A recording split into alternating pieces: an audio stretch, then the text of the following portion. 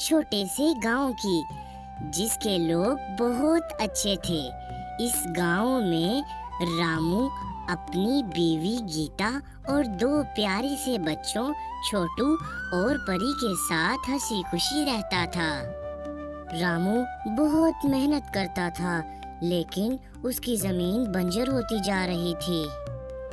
गांव के सेठ ने रामू से कहा, अरे ओ रामू, अगर तुमने मेरा कर्जा वापस ना किया तो तुम्हारी जमीन मेरी हो जाएगी। रामू बेचारा उदासी के आलम में घर जा रहा था। ऊपर वाले तुम मेरी मदद फरमा, मेरे पास तो सेठ को देने के लिए 1 रुपया भी नहीं है।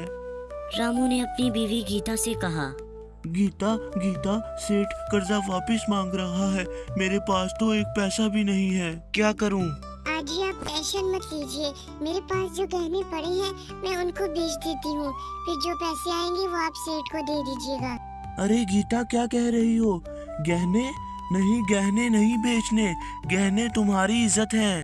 साथ ही कमरे में दोनों बच्चे ये सुन रहे थे। परी देखो, हम पर कितने गरीबी के दिन आ गए हैं, अब तो हमें ही कुछ करना होगा। रात को जब सारे सो रहे थे तो रामू बेचारा कर्जे की टेंशन में रो रहा था।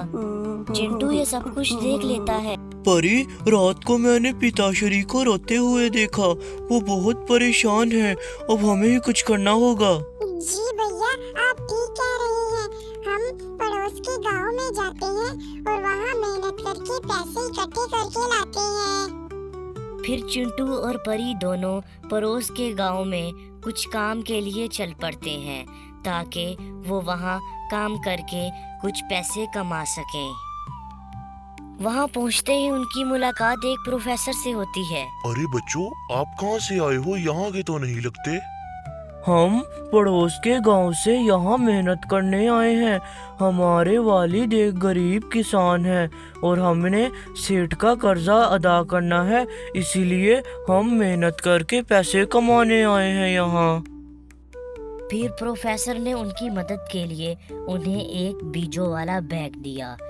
ये बीज कोई आम बीज नहीं, बल्कि चमत्कारी बीज थे। ये बीज ऐसे थे कि बिना पानी के भी ये जमीन में 1 दिन में उग सकते थे। फिर दोनों घर की तरफ चल दिए।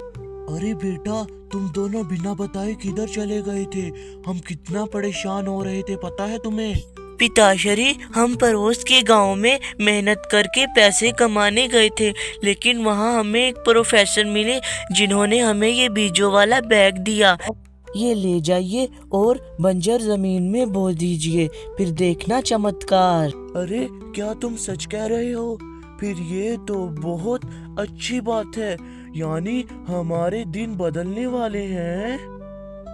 जी पिताश्री, ऐसे ही है, बस आप इन बीजों को हमारी जमीन में बो देना, फिर खूब मेहनत करना और चमत्कार देखना, फिर 2-3 दिनों में फसल उगकर तैयार हो जाएगी।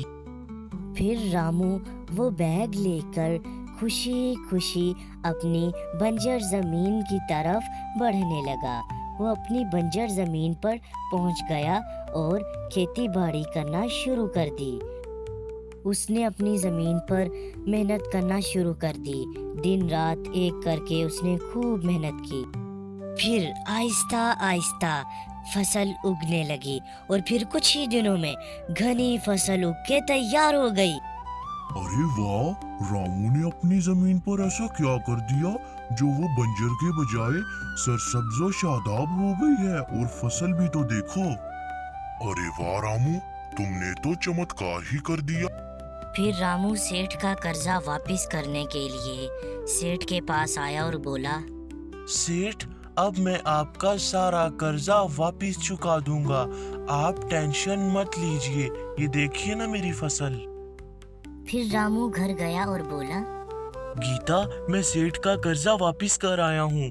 ये सब कुछ हमारे बच्चों ही की वजह से हुआ है, जिन्होंने हमारे लिए कुछ सोचा और मेहनत की। जी आप बिल्कुल ठीक कह रहे हो, ऊपर वाले ने हमारे बच्चों के जरिए हमारी मदद की है। प्यारे बच्चों, अगर आपको ये कहानी पसंद आई है तो जल्दी से हमारे चैनल को सब्सक्राइब कर दें।